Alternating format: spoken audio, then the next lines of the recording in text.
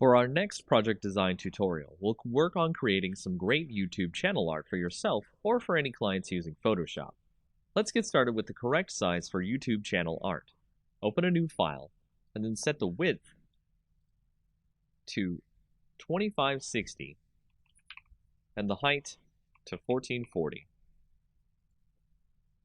As you start off here, you can see there's a lot of space for you to create some good channel art. What I recommend here is starting out with the theme of your channel or your clients. Is it a science channel? Is it a space theme?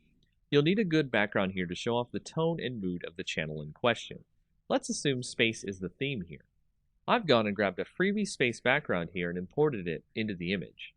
With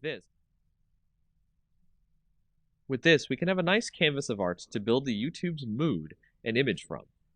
Our imaginary space YouTube is called Deep Cosmos. So let's create a great text effect to show off the name of the channel. First, create your text. Make it large enough to be visible.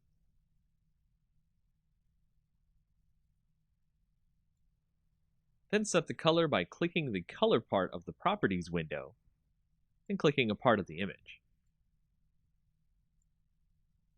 Then we'll go into the layer blending option, give it a stroke, then click an inner glow effect. I've also used a different font here to give more of a unique look here. The type of font is up to you.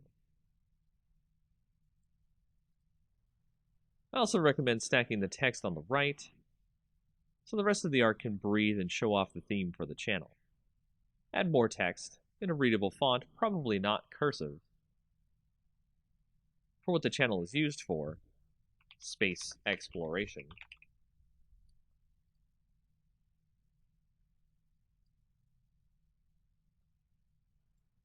Any extra social media links. I'd not use any more than 2 fonts on your images as well, as it is a design error to use too many different fonts. And this will create a very basic YouTube channel art that will evoke a great wonder about what the channel is based around, and draw viewers in with its great visual design. In our next project design tutorial, we'll go over how to make a Facebook ad. Facebook ads are similar to the industry standard ad designs, so we'll go over the basics really quick and then design an ad in a standard size. Single ads are the easiest type to do, as the other options Facebook gives you for ads are multiple image ads, video ads, and a few more. As before, we want to open a new image with the correct size. The standard Facebook ad size is 1200 pixels by 618 pixels. Let's open an image with this size now. From here, we'll create an image that really pops for our audience. Let's say we're creating an image for a seafood company. Let's go grab an image of some great lobster dinner. On top of that, you want to make the image have something that stands out for your audience. So adding some text that implies the dinner is irreplaceable or you can't find it anywhere else is to create that type of rarity that clients want their products to have. This is not necessarily true of every ad you make, but a nice quip or message about the product you're advertising will help with the ad. We'll add that in, and then we'll touch up the image by adding a quick inner glow filter, and adding more of a vignette look by adding a dark glow, but only around the inside edges of the image. After that, you're done and ready to continue making more ads for Facebook pages. These are the ads you typically will see in Facebook feeds.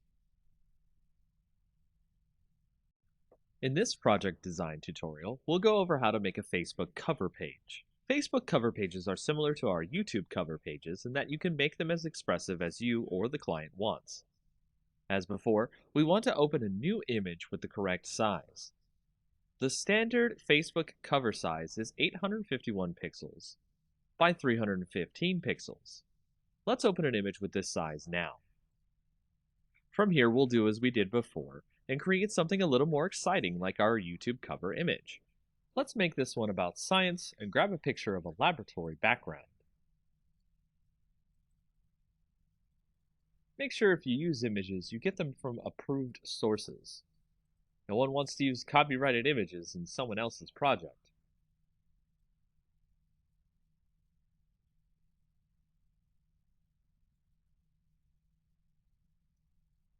Here we'll add some text, as well as maybe some other social media URLs in our image to give the impression that the page is outside of Facebook as well.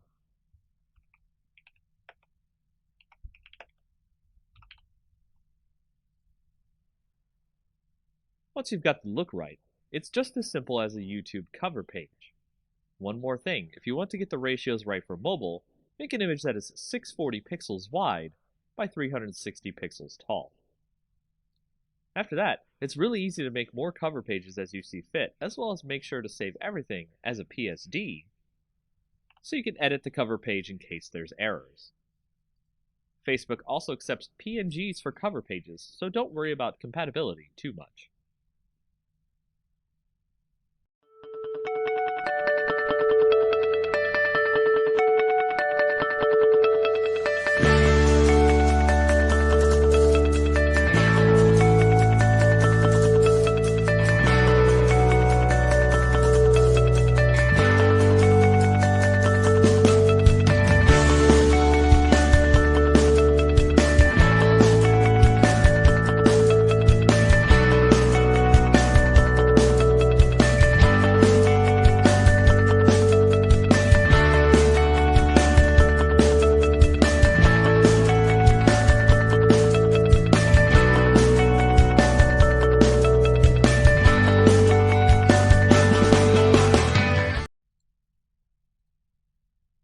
Welcome to our first and a more advanced series of Photoshop tutorials. Here we'll talk about some interesting settings and techniques that will get you more acquainted with Photoshop in general. Let's talk about curves. Curves is a setting in Photoshop that allows you to get richer tones and colors in your pictures. To start, we've opened up our usual coffee image here, and we'll click on the Image drop-down, then Adjustments, then Curves. You can also hit Ctrl+M at the same time. Doing this will open the Curves window, which looks like a neat graph chart. In the middle, you should be seeing a line going from the bottom left to the top right. If you want to apply a quick preset which will set the settings for you, you can click the drop-down and change from the default to other settings in the list. Setting the color preset to color negative changes some things here, which we'll explain. As you can see, the individual values on the chart have changed. The original black line is still the same, but each individual color has changed. This is a permanent way to change the values of the image, but if we wanted to make it something a little less permanent and tweak the settings as we edit our image, we can make a new layer by going to Layer, New Adjustment Layer, and then Curves. This will allow us to have our own layer that we can edit the properties of in the Properties window. So over here in our Properties window, you can see that we can edit our curves just like the image edit we were doing before, but it is not permanent as we can hide or unhide the layer using the I button next to the layer.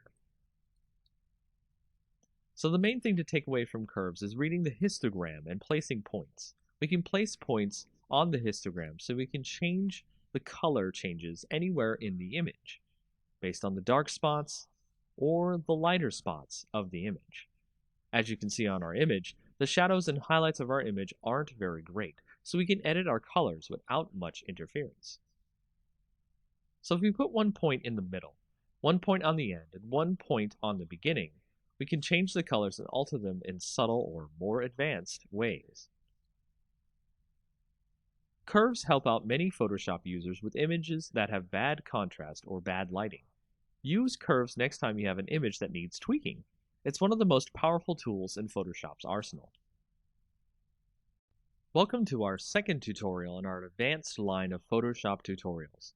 This time we'll talk about some features that are similar to curves, but do things in a more individual way. Brightness, contrast, and exposure. Just like before, we'll start out with our image available. As before, we could alter the image from the Image drop-down and brightness and contrast under the adjustments, but we'll create a new layer using Layer, New Adjustment Layer, then Brightness and Contrast. That way we can adjust without permanently changing the image.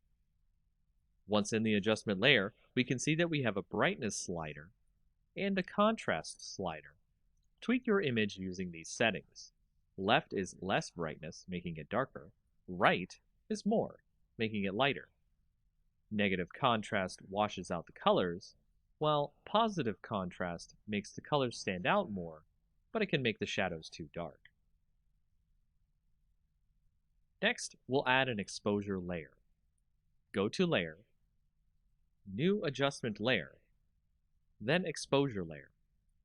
Doing this, you can see we have more sliders here. The exposure slider going from negative to positive can darken and lighten the image much like the previous layers.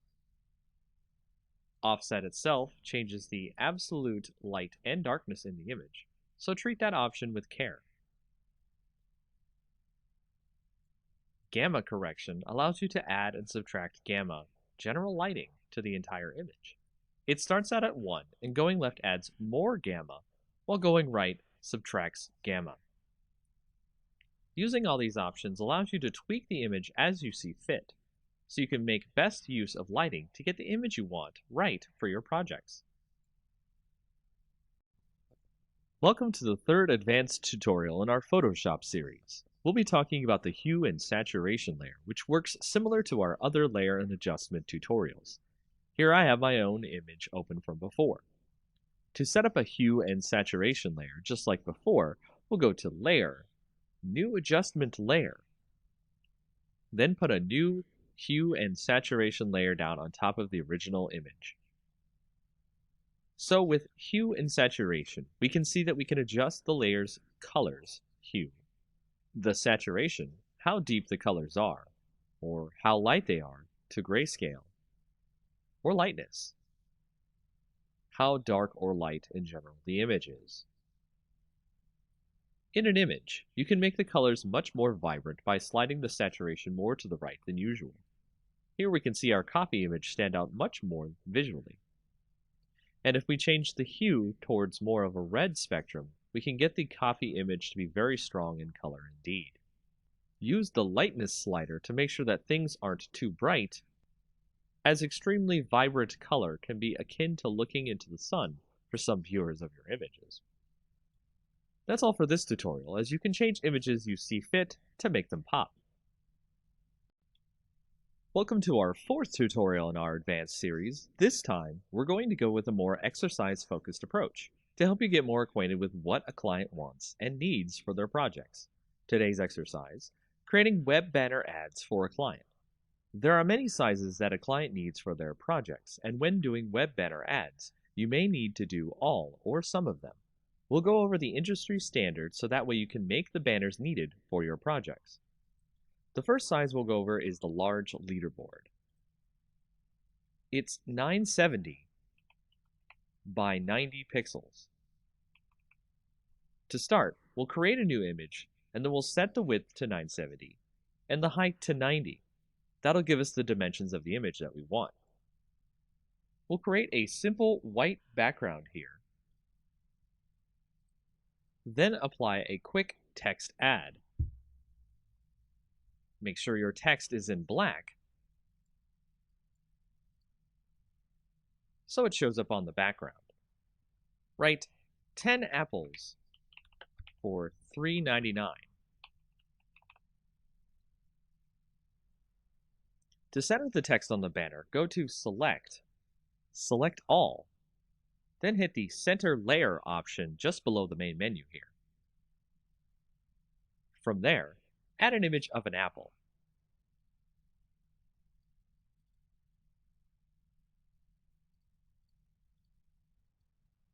Here I've added a quick image of an apple I found on the net to both sides of the banner to give it more of a friendly look. And if we were to be finished here, this would be the first type of ad we would have to create for our client. Next, let's create a half-page ad, which is a 300 pixel by 600 pixel version. First, save our image as a PSD.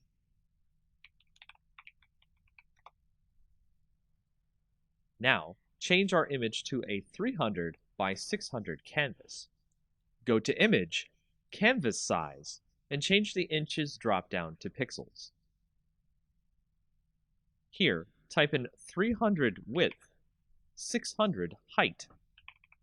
You'll notice our apples and text is now strangely off screen, and our background isn't fully white. We'll fix all of that and show you how to continue to make other sizes of ads. If you notice, the Apple images aren't exactly gone. They're just off screen to the image's canvas.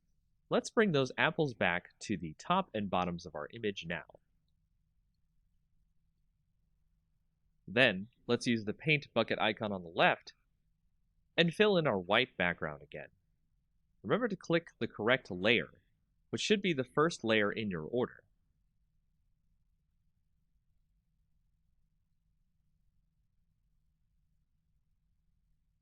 If it helps, name your layers so that you can remember which is which. Now that we have our white background again, what about our text? For that, let us change the spacing by pressing Enter on certain parts of the text. Here at Apples should do it. Move the text onto the canvas.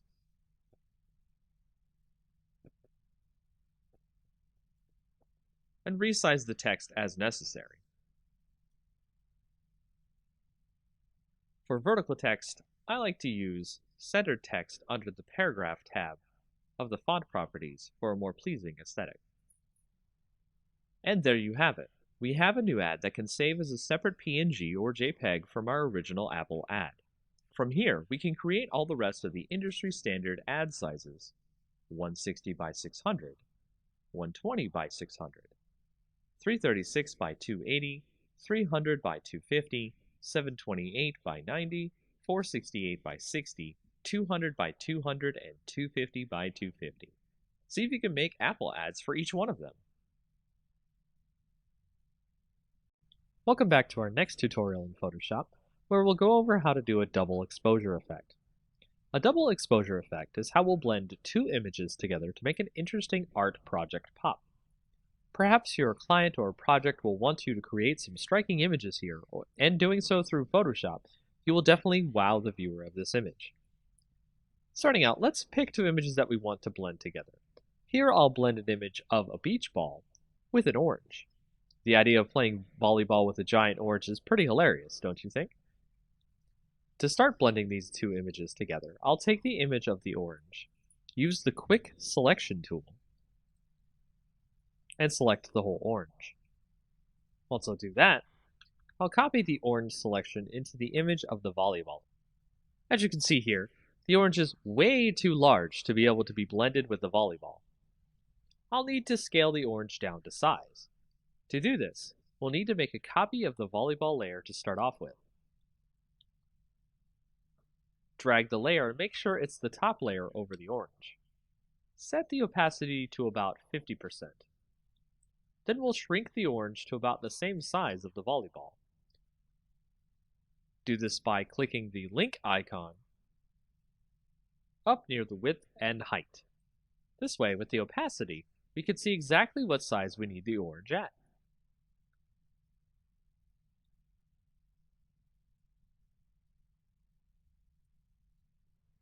Apply the transformation when done. Next, we'll create a layer mask by clicking on the orange. Control-click the image to select all. Then move to the volleyball layer and click the New Mask button at the bottom. Once we have that mask, we'll make a copy of the orange layer and then make a black mask of that layer by holding the Alt key and clicking New Mask. Using the Quick Selection tool, we can select the parts of the volleyball we want to erase.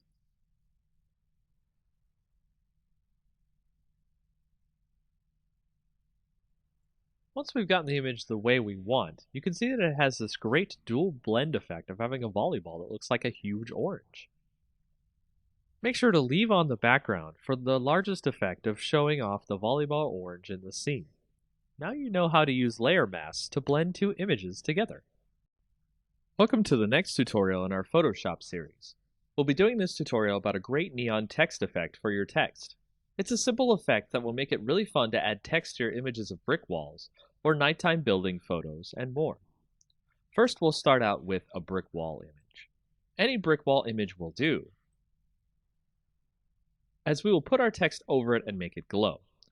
Let's add some text now to the image and write neon. probably in a cursive font of some kind. Make sure the font size is large enough to fit into the middle of the image. Next, we'll add a hue and saturation layer to the image, so select the background layer, then go to Layer, click New Adjustment Layer, and then Hue and Saturation. Set the saturation to pretty low, and the lightness as well, but not too dark. We want it to be bright enough that we can see the brick wall. Next, create a new layer which we'll call Clouds. You could do this, of course, by clicking the New Layer button at the bottom, which looks like a new page. Here we'll add clouds to the layer by clicking Filter, then Render, then Clouds. Create a black layer mask on that cloud layer by Alt-clicking the New Layer Mask button. Make sure your clouds layer is set to divide on the layer mode here. Let's use our brush tool here to uncover some clouds. Set the foreground color to white.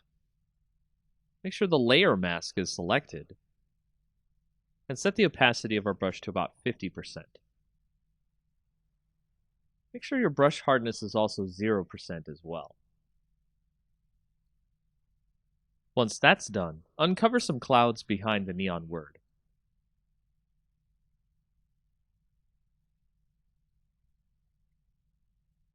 Next, we'll start working on our text. Make sure to change the font of the text to something blue if it isn't already. And go into the layer blending modes. We'll add a bevel and emboss effect to the text, making sure the style is inner bevel. The technique is smooth.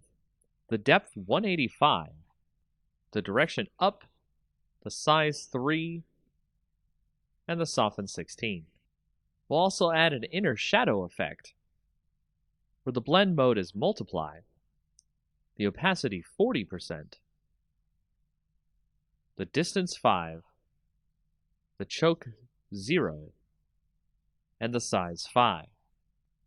Then we'll add an inner glow effect, where the mode is screen, the opacity 75, the noise 0, the choke 0, and the size 8. Make sure to make the technique here source center. Then hit OK. Create a duplicate layer of that text.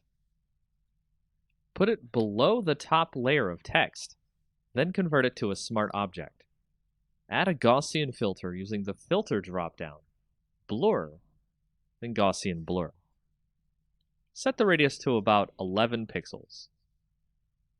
Now we'll create the wire that the neon sign is connected to the wall by creating a new layer above the clouds layer.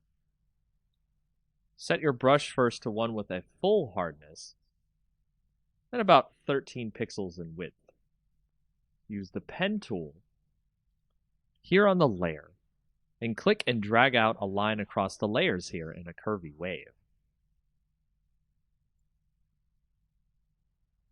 Right-click on the line and click Stroke Path. Make sure the Simulate Pressure option is turned on. Right-click the path, then click Delete Path. We'll add a blending layer effect to the line, bevel and emboss. Make sure that the depth is 245, size 0, and soften 3. Lastly, we'll add a more soft blue glow to the clouds in another layer. Add another layer on top of this layer, then switch to a soft brush with no hardness, with the size close to the size of our letters. Set the opacity to about 63%. Brush in some blue. Set the layer blending to soft light. And there you have it. Our neon sign is complete. Welcome to our next Photoshop tutorial. This time we'll be doing a great fire text effect. This can create a great illusion of text that looks like it's either made of fire or on fire. We've already started with a great fire effect image we'll use later in the tutorial. We'll proceed by opening a new file, making the height 1280 and the width 720. Change the background to black by using the Paint Bucket tool, and make sure the foreground color is black. Use the Text tool next, and a great tall font. I'll type the word fire here so we can see the effect on it later. Let's go to the blending options on our layer and add an outer glow. Change the color in the box here to F70300, then hit OK. Select the satin blending next and change that color to 872D0F, and hit OK as well. Change the opacity on the satin effect to 100%. Change the distance to 10 pixels, then hit OK. Now select Inner Glow. Change the blend mode to color dodge here. Next, change the color to E5C23B, then hit OK. Change the opacity to 100%, the size to 10 pixels, then hit OK. Now we're done with our text, so hit right-click on the text layer and rasterize our type. Now we're going to fade out the top of our fire text. So use the eraser tool and set the brush to 250 pixels with 0 hardness. Erase some of the text as you see here.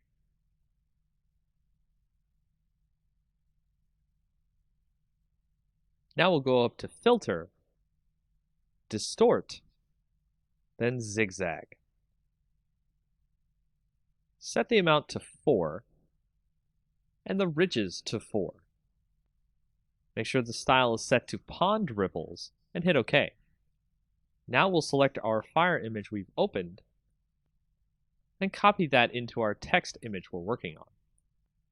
Position the fire image over our text, then we'll switch over to the Channels tab here next to our layers. Hold Ctrl and click the green layer to load a selection of the areas of fire in our image. Head back to the Layers tab, then press Ctrl J to make a copy of the selection we got from the Channels tab. Delete our original fire layer. Here I'll rename the layer Fire Main to stay organized.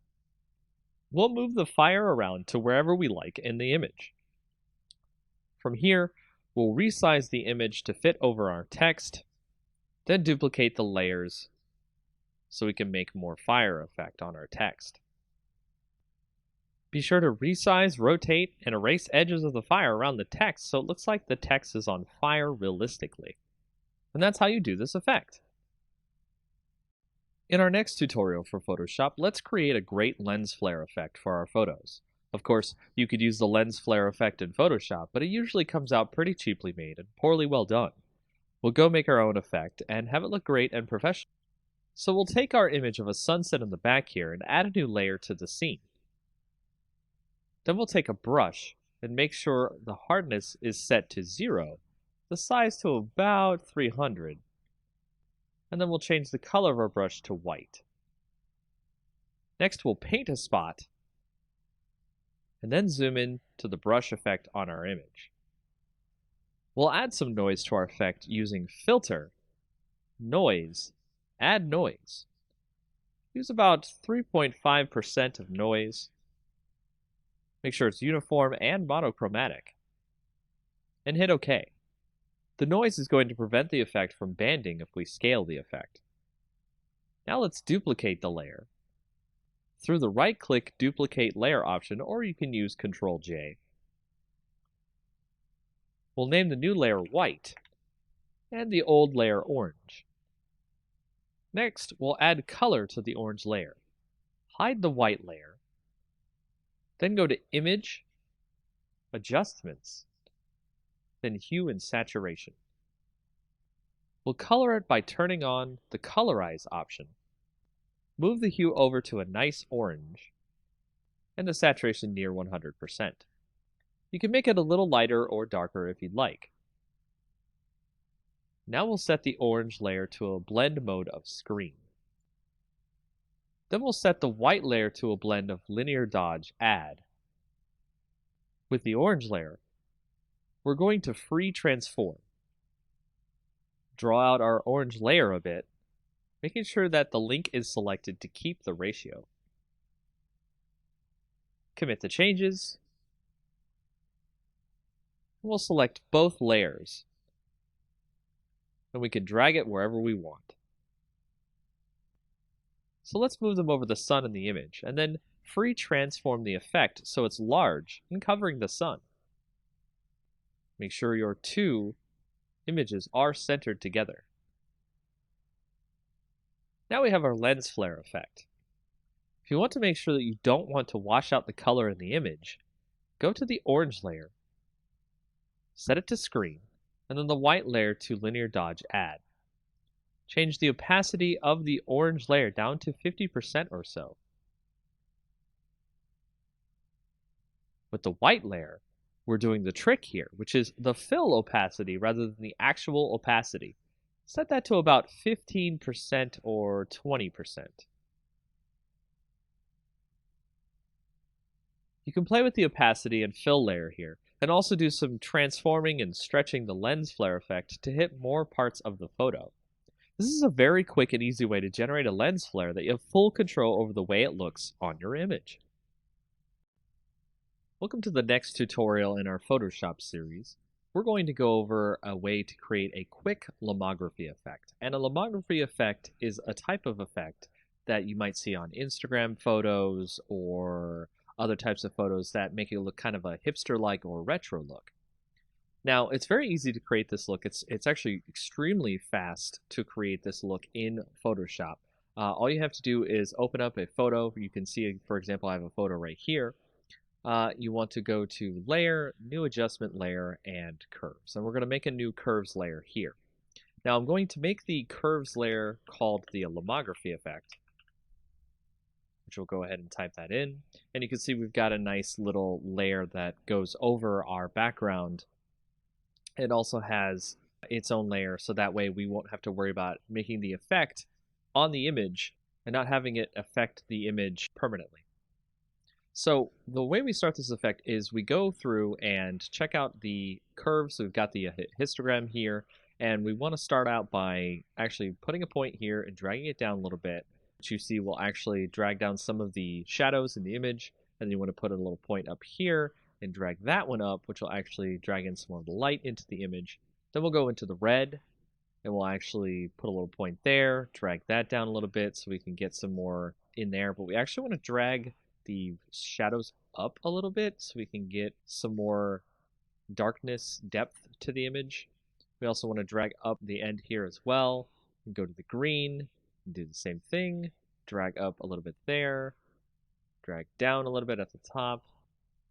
And then when we get to the blue, we'll actually do this a little bit different. We actually want to drag up on the previous one, and we actually want to drag down at the top here, which will actually add a lot of different blues to the image there. So if we go back to the original RGB, we can actually pull up the shadows a bit, because we want to create that kind of soft tone in the shadows as well. And by doing that, that allows us to create a great lomography effect. It's actually kind of overdone here. It's a little bit too much on the image. So if we go to the opacity, and when you turn the opacity down to maybe about like 50, 55, you can see that it has put itself over the image, and you can see a nice effect on your image that gives it kind of a hipster or retro look. And you can turn on and off the layer to see the difference in the image as we put the Lomo effect on. And that's pretty much it for this tutorial. Welcome back to our tutorials in GIMP. For our next tutorial, we'll show you about the selective Gaussian blur and how it can be used to remove noise from your images. Just like our previous tutorials where we've shown you how to reduce noise, we can select part of the image that we want to remove the noise from, As you can see here, I have a selection. Then go up to Filters, Blur, Selective Gaussian Blur. And in that, you want to select where the delta is. That's basically telling the Gaussian blur how much of the image you'd like to remove the noise from, and set the blur radius so that way it can come out looking good. As we hit OK here, you can see that it has removed a lot of the noise from the image by getting rid of the noise through the blur. And that's just a quick way to show you how to do selective Gaussian blur in GIMP.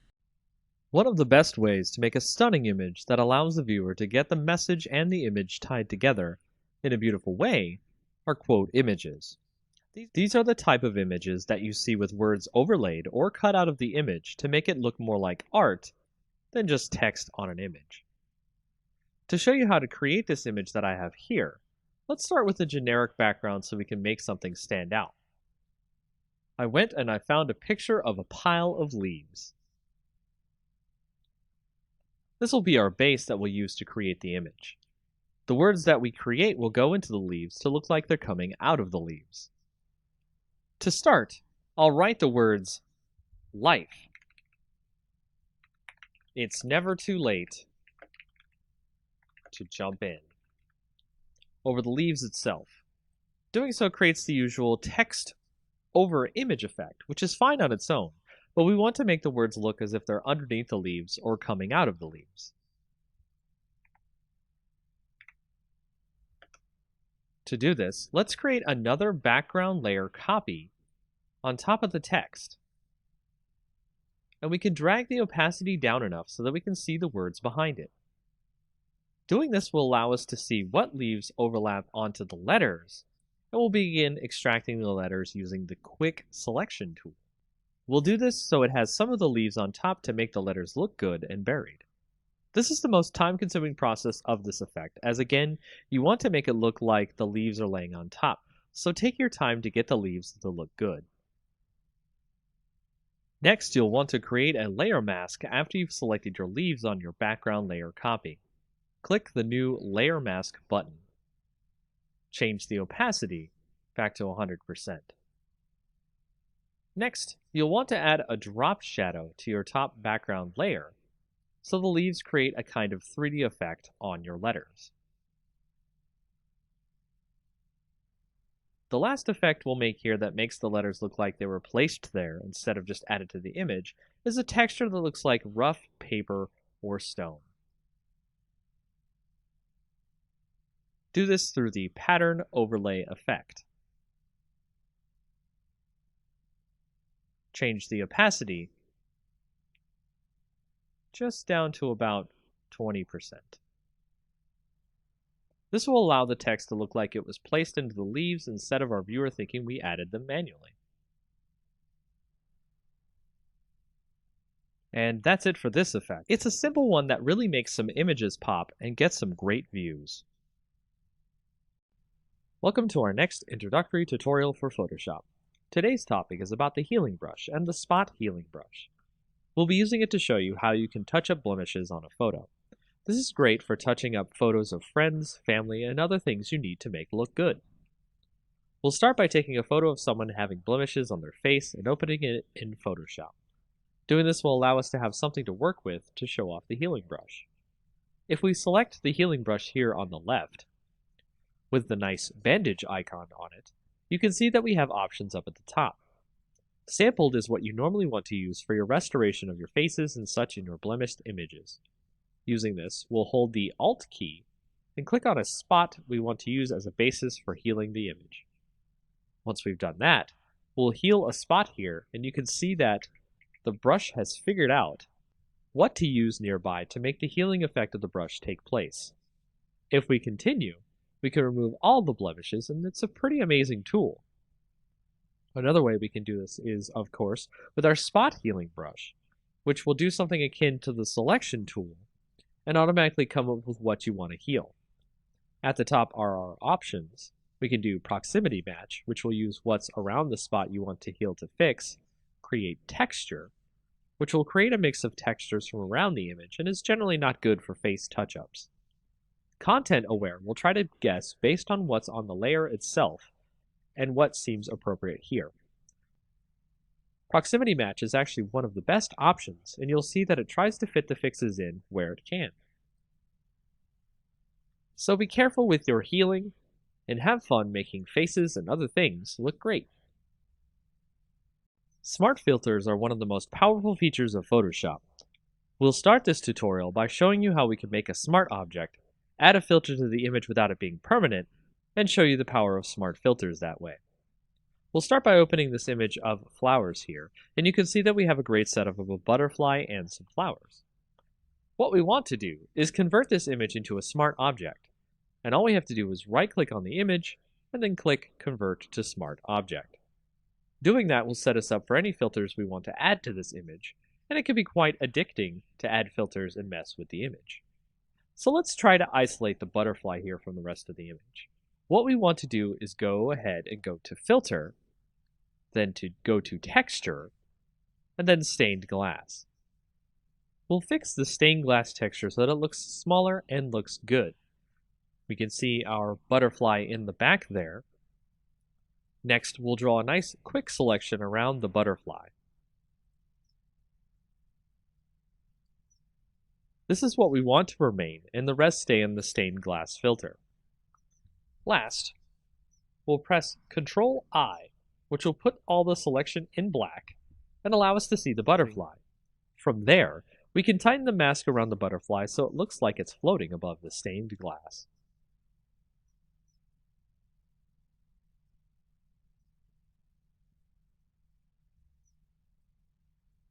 And that's just the basics with what you can do with smart filters.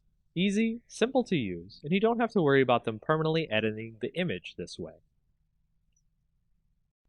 This next tutorial will go over the basics of how to create a great image dispersion effect. This effect is great because it looks like the image is being torn apart, but in a way that looks realistic and graphically amazing. Let's learn how to do this together. I've opened up an image of a man here. First, I'll start by creating a duplicate layer of the man in the background. Then I'll lasso over the man in the background layer.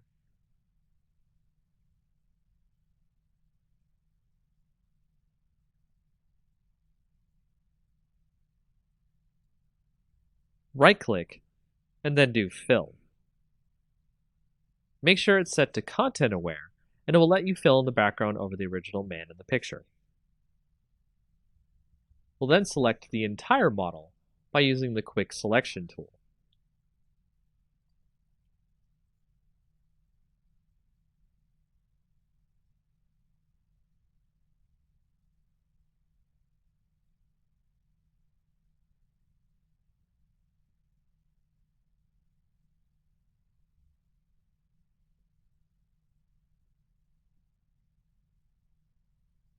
From here, depending on your Photoshop client, you can use Refine Edge or Select and Mask and give more of a refined edge to the hair on the model, so we can pick up individual hairs and outlines.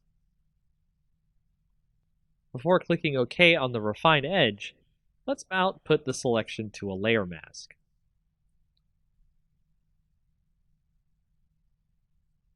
Now you can see the model is on a separate background. Let's duplicate the layer now. Then apply the mask we made from the previous layer. I'll rename this layer to the dispersion effect. Then I'll make a duplicate of this layer and rename it to man. Now I'll select the dispersion layer, then select Filter, then Liquify. Next, I'll warp the model using the forward warp tool so we can make sure we can have a nice canvas for our effect later. This will determine the size of the dispersion effect. Take your time with the liquify, then when you think you're done, hit OK. Now we'll make another mask, which we'll do by hitting Alt before clicking the new mask button, the little circle and a rectangle, so we fill the mask with black. This way, our dispersion effect is hidden until we need it. Before we continue, make the original background layer with our picture of our man hidden, so we can edit effects in. Now on our layer called Man, we'll make a new mask with no black filled in, so just click the New Mask button without holding any keys down. Once we've done that, make sure you're on the Man layer's mask. Make sure your brush is set to black for the foreground color. Select the Brush tool, then select a brush that will give a great dispersion effect. There are brushes out there for free you can download that will give you the effect desired, so look for them. We'll edit the image to give a bit of a destroyed look. Then we'll switch to the dispersion layer and its mask as well. Switch the color to white, and start masking in, uncovering, the warped layer we did earlier. This will give you the effect of a dispersion going onto the image and looks really great. Experiment with this feature. It will allow you to create some really interesting images. Welcome to the next in our tutorials about GIMP. In this next tutorial, we'll show you how to create a contrast mask for your image. To create a contrast mask for your image, you've opened a previous image you may have seen on our previous tutorials here. To start with, we will create a duplicate layer of the image. Then on there, we will right-click, click Add Layer Mask, and you want to initialize the layer mask to a grayscale copy of the layer. Then, show the layer mask so we can see what we're looking at. Go over to Colors, Invert, and then you want to also give a filter, Blur, Gaussian Blur. And then set that to about 4 or 5 on the blur radius. Next, go back to your layer mask, click Show Layer Mask to turn it off, and there you can see we have our contrast mask on our layer. Now make sure to set your layer to overlay instead of normal, so that way you can see our contrast on top of our bottom layer in GIMP. And you can change the opacity, so you can change the contrast through this contrast mask in GIMP. And that's all you need to know about making a contrast mask in GIMP. Welcome to the next tutorial in GIMP. This is a very quick tutorial, part 1, about changing background color in GIMP. It's actually a very quick way to do this in GIMP, especially if you have an image that already has a background color you'd like to remove. So, the fastest way to change the color in your background is go up to Colors, Color to Alpha, and then you will see that there will be a color picker that you can pick down here, a little drop-down box from blank color to alpha, and then you can click on this little eyedropper here, click on the image, then go back to your color picker, press OK, and you'll see on the preview that it has removed the color from your background. Click OK there. The color will have been removed from your background. You may now add a new layer to your image. Make sure to have it as a transparent layer. Drag that layer beneath your current layer, which you removed your color by putting it into alpha. And then you can use the bucket fill tool to switch to any other color you'd like to add to your image. And that is the very basics about changing a background color in GIMP. Welcome to the next in our tutorials about GIMP. In this tutorial, we're going to show you how to change the background color in GIMP. This will be part 2 of our tutorials showing you how to change the background color. Another way you can change the background color in GIMP that is quite easy is go to your image, right-click, add an alpha channel if it doesn't have one already, and then from there you want to use the fuzzy select tool to select the part of the image you would like to delete to give ourselves a transparency. So you can see here it has selected all of the color besides the text itself, and if we were to continue from here, it would actually get rid of the background except for the other colors that we need to get rid of inside of the letters. To add the circles inside the text, you want to hold down the Shift button, which will add a plus symbol next to your fuzzy selector, and you can now add those bits inside the text into your selection. And doing so will allow you to delete all the parts of the image you want to get your alpha channel. So once you're finished there, just hit delete on your keyboard, and you'll see the background is now fully removed. And just like before, you can add a new layer with a transparency, put that below your current layer, and add a new color to your image by using the bucket fill tool. And that's another way about changing background color in GIMP. In our next tutorial in GIMP, we're going to show you what some of the blur filters can do to our images and add extra cool effects that might not be available elsewhere.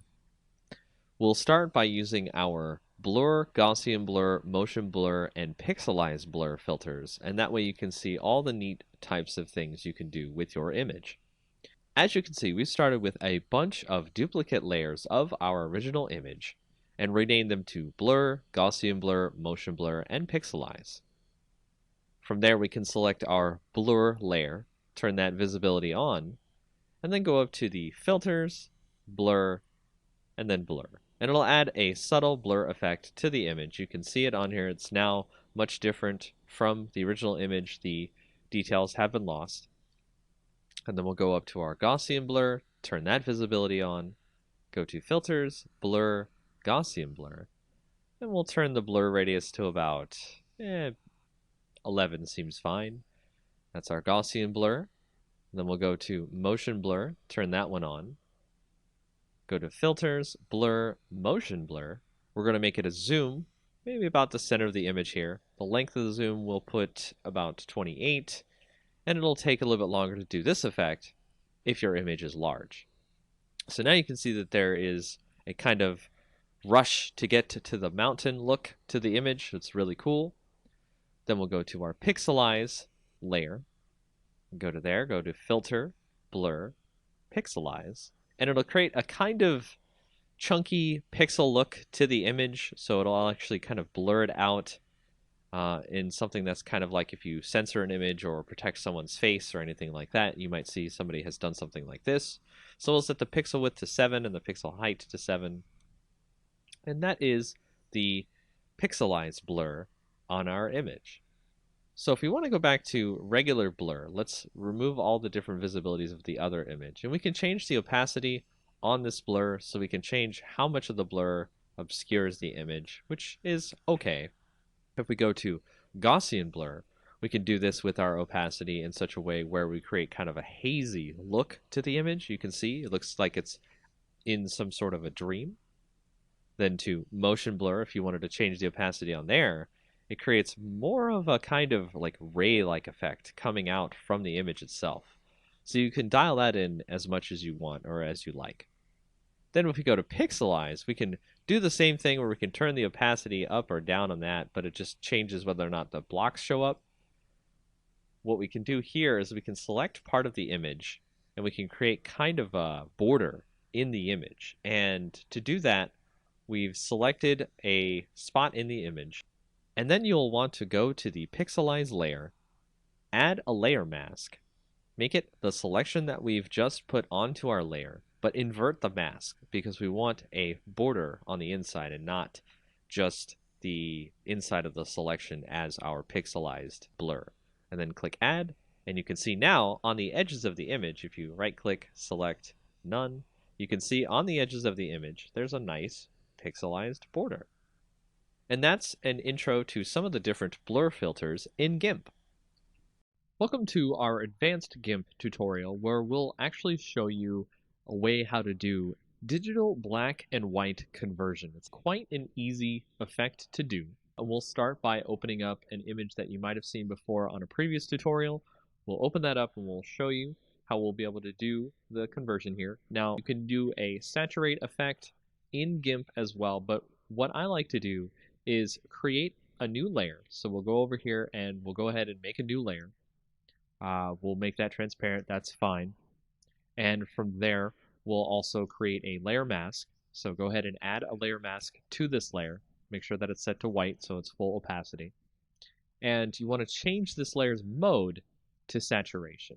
And by changing this layer's mode to saturation, you'll be able to change the opacity on the saturation on the layer. To get the saturation on the layer, you'll go over to the bucket tool and you will put in black on the actual layer itself.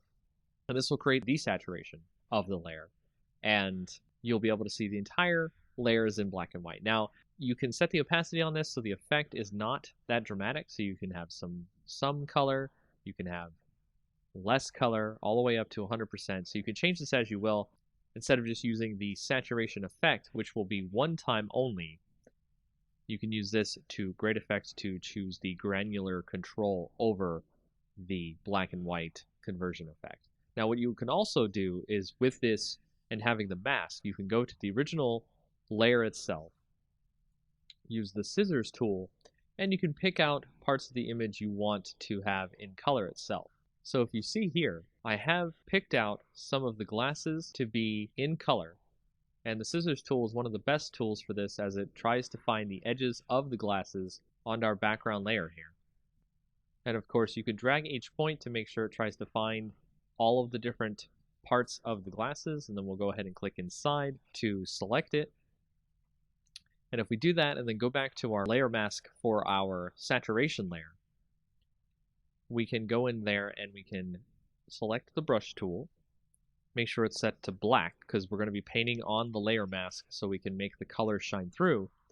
And you can just start painting in those glasses there and make those glasses show up in actual color compared to the rest of the image.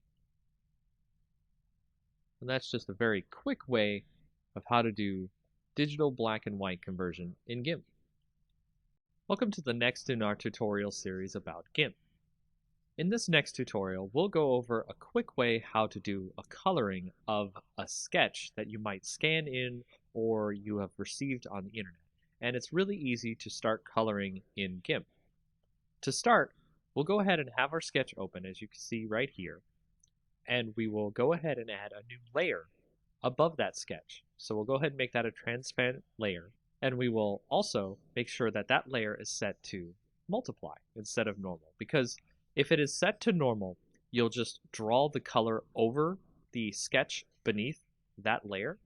But with multiply, it actually adds the color over the layer, but in a way so that the previous layer on the bottom shows through.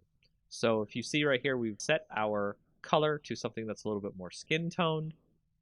Make sure to do that as well, hit OK. And then we will start coloring in over top our sketch. And you can see, just by coloring in here with the color that we picked, a nice skin tone color, we can start to get the sketch to look more like something that is 3D or an actual colored in sketch. Now this is a part of the longer process here, is to color in all the parts you need. So I'm going to do just a really quick once over, so that way it doesn't take too long and you can see the effects, but also we're not too worried about it being too messy. So as you can see there, I've colored in her face on this sketch. What we can also do is switch a little bit to the burn tool. We'll switch to the dodge and burn tool, then we'll switch to burn down here at the bottom on the options, so that way we can put in some shadows in the image where we think where the shadows are. And we can make sure to change your size of your brush. You can use that using the bracket keys on your keyboard. Left bracket, right bracket changes the size of your brush. And we'll brush in some shadows here on the image, right where the shadows seem to be. If you have a sketch that has the shadows on it, it makes it easier for you to burn in some shadows. And every time you click and burn in the shadows, it will stack on top of each other, so it will make the shadows darker and darker as you continue burning. Now you can see that there are lines here that we can easily tell between the color and the shadows. So from there, we can do a little bit of smudging, and smudging allows us to mix the colors together so that way they are not just lines on the picture. So we'll actually turn down the rate here of the smudging so that way it's not too obvious, and we'll start doing a little bit of smudging on the image here. You can make the lines turn into actual colors instead of very apparent as lines. And that is a very quick and easy way to get started with coloring in GIMP. Welcome to the next in our tutorials about GIMP. In this advanced tutorial, we'll show you how to do some tone mapping on the images that you might need to get some extra color or some extra different shadows and cool things that you would like to get on your photos. Starting out, what we'll do is take a picture right here. I've got a picture of a good night scene. We'll go ahead and start is we'll create a duplicate layer of the night scene. And what we need to do is create a special enhancement filter called Advanced Tone Mapping. Now, this doesn't normally come with GIMP, so I recommend that you go find a plugin for Advanced Tone Mapping. It's very easy to find on the internet. GIMP itself has a repository of plugins that you're able to find Advanced Tone Mapping. And once you get that and install it into your GIMP plugin folder, you're going to go into GIMP and use Enhance Advanced Tone Mapping under the filters. Then that will show you a pop-up dialog window that you'll want to switch the copies of the merge layer. You want to make it about 5. Press OK. It'll create a bunch of different colors and make the whole thing look really good. From there, you want to right-click on the layer and click Merge Down. And just merge down until you get one picture, one layer. Next, you'll want to go up to the colors and do levels. And on the levels, you want to switch that to maybe about 94, 93, or 92 on the gamma. Press OK there so we can get that into our picture. The next thing you want to do is create another duplicate layer. And then on that layer, you want to click Colors, Desaturate. And from there, you want to actually have it at lightness. You can do luminosity, you can do average. You can see that it changes the different shades of gray. But let's choose lightness, click OK. And then you want to go back over to colors, click invert, and you'll see all the different colors inverted here. Then you want to go to filters, blur, Gaussian blur. And you want to set that blur to about, I think I want to do 20. 20 here seems fine. So now to blur the whole image, what we're going to do with this blurred image is we are going to switch the mode on the top layer here to overlay. And now you'll see it has overlaid onto our image down below. And you want to tweak this by using the opacity bar over here on the right. So we're going to set that to about 48, and then we will merge the layers down, and now you can see we have our new image that shows the different tone maps of color that are in our night sky image. And that's how you get some tone maps in your GIMP program. Welcome to the next in our advanced tutorial series in GIMP. In this tutorial, we'll show you how to remove noise from photos where the pictures have been taken that have a lot of noise in them. And here you'll see we have started with a picture that has a bunch of noise in it, and we're going to remove the noise, and we can do this in many different ways, including going to the filter option, blur. We can do a regular blur, or we can do a Gaussian blur. And a lot of people like to use these blurs to get rid of the noise in the image. However, there is a better tool to get rid of the noise in images. It is an extra GIMP plugin that you can go find. Once you download that and put it into your GIMP program, you'll see it under your Enhance Filter options, and it's called Wavelet Denoise. And Wavelet Denoise will allow you to bring up this dialog box that produces a better algorithm to remove the noise from your images. And when you go into it, you can see a preview of the image and the noise that will get reduced. So you can move around and find where most of the noise is coming from. And then you can go down to the thresholds and you can turn up the amount of noise being removed from the image. And you can decide whether or not you want to have more or less detail left in the image. And you can also change how much detail can be conserved when you start applying the denoise filter to the image. And then you hit OK, and you can see that it has reduced a lot of the noise in the image, and you can tweak this as you like. And there are many other different ways you can do this, but this is probably one of the best ways to remove noise from an image to make it look a little bit better to your clients or to any projects you might have in the future. And that is a quick way of how to remove extra kinds of film grain or noise in your images in GIMP. Welcome to the next tutorial in our Advanced GIMP tutorial series. This tutorial will show you about how to use luminosity masks to help you with your photos, so that way you can reduce some of the saturation in the colors of your photos, or just in general have better control over what you see inside of your photos. To start off, we have an image open here, which we're going to use luminosity masks to remove some of the saturation in the photo so we can see more of the mountain behind. So if you go over to the left, you can see we are normally on our layers section here, and we want to create a copy of our original layer, so duplicate layer. And then we want to go over to channels, and you can see what we're going to do here is select our red channel from the rest of our channels here. We want to select all on our image.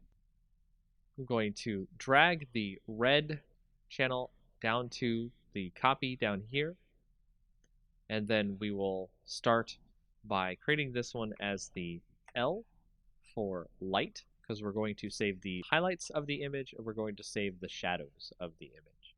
We'll start this by right-clicking on the light part of the image, and we will subtract from selection. Make sure your entire image is still selected.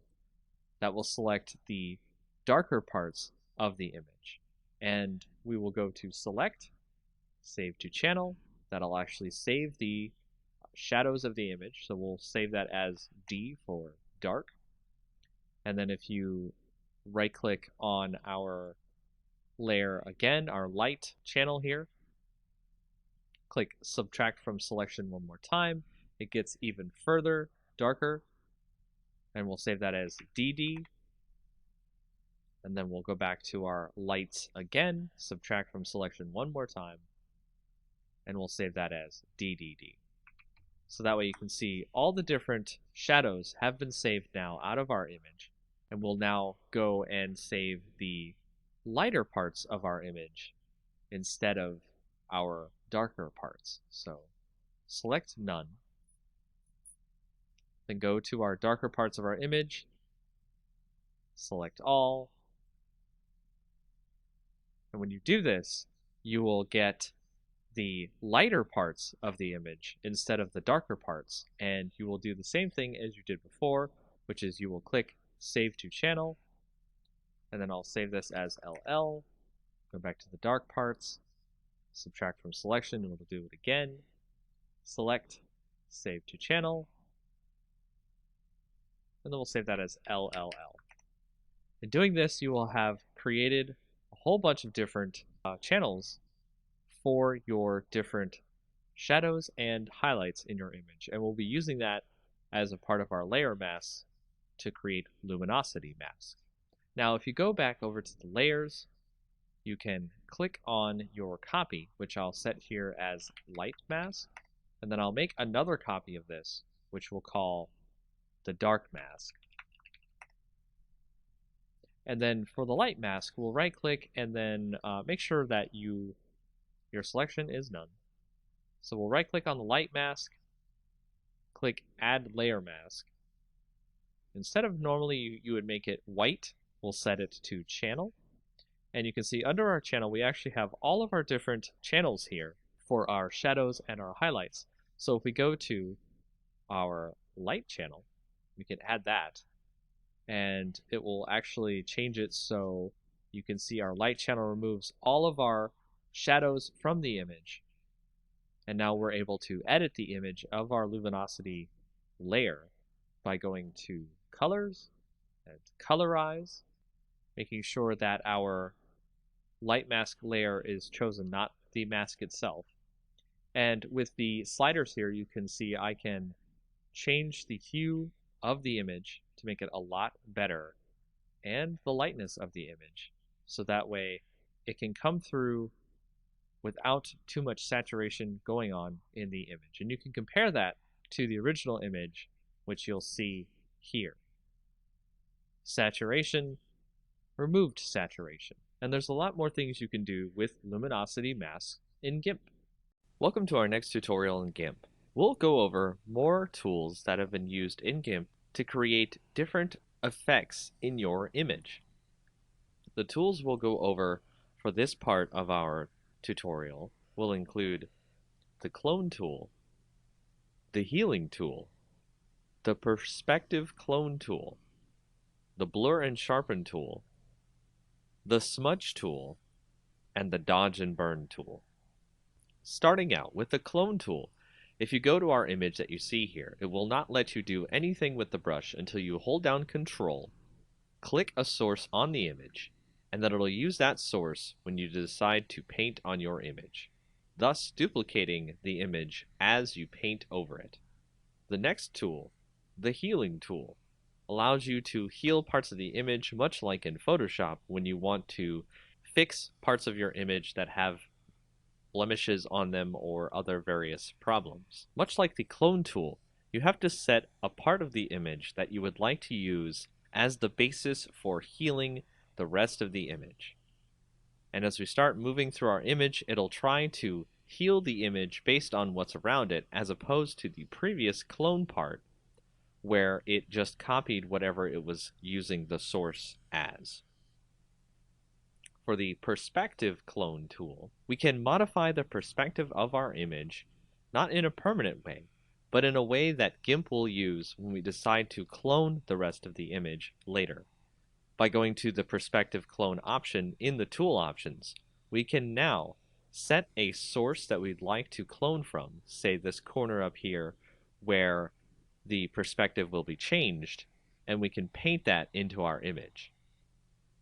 And as you can see, the perspective of the image in the upper left is now in our bottom right at a very different perspective. The next tool, Blur and Sharpen tool, we can set to blur. And then on our image, we can start blurring out parts of the image as we need to. And then if you set that to sharpen, you can sharpen parts of the image as you need to. You can turn up the rate on this to increase the sharpen amount, so that way you do not have to sharpen more than once on an image. If you go to the smudge tool, this will use the colors around it and smudge them together so they become more of a blur with all the colors that are included when you start smudging. The next tool, the dodge and burn tool, allows you to dodge, which is lighten up the colors in an image, but also do burn, which allows you to darken the colors in the image, creating more vibrant color as necessary. And those are some of the more advanced tools you will use in GIMP. In our next tutorial of GIMP, we'll go over some of the color tools that you'll use on your images to change various parts of your image. Much like Photoshop, these are some of the main tools you will use to switch color balance, brightness and contrast, curves, and more. So to start off, we'll go to the Colors section, Color Balance. This is probably the main tool many people use to change the actual color in the image to something that they think is much more appropriate for the image in general. And as you can see, we can change these values to increase more of the color that we want to add to the image or subtract the color. and we can change the shadows, the midtones, and the highlights of the image. The next tool is hue saturation, which allows us to change overall the hue colors that are added to our image. So we can make it a green or a pink or what have you. We can change the lightness of the image, how much extra light is in the image, or if there's more shadows. And we can add more saturation of color to the image or make it more toward grayscale. With the colorize option, we can do this in a more direct way, where it adds the color directly over all of the image. And of course, you can do this with the saturation and the lightness as well. With the brightness contrast, we can change the brightness to be less on the image, the contrast to be more, and vice versa. With the threshold, we can change what the image sees in terms of darkness or light. And for this, I would recommend using a layer mask so you can have something to blend over the image itself instead of leaving this as its own layer. With levels, we can go in and change the gamma on the image, so we can reduce the gamma, make it darker, or add more gamma to make it lighter. With the curves, this is much like Photoshop, where you have a histogram, and you can set the points on the curves to drag down the shadows, increase the highlights, and change the way the image looks on a very granular basis. If you go to posterize, it creates an image that reduces its colors into various channels of colors. You don't see many colors if you go lower on the posterize level. That looks like it was created in older graphics editors.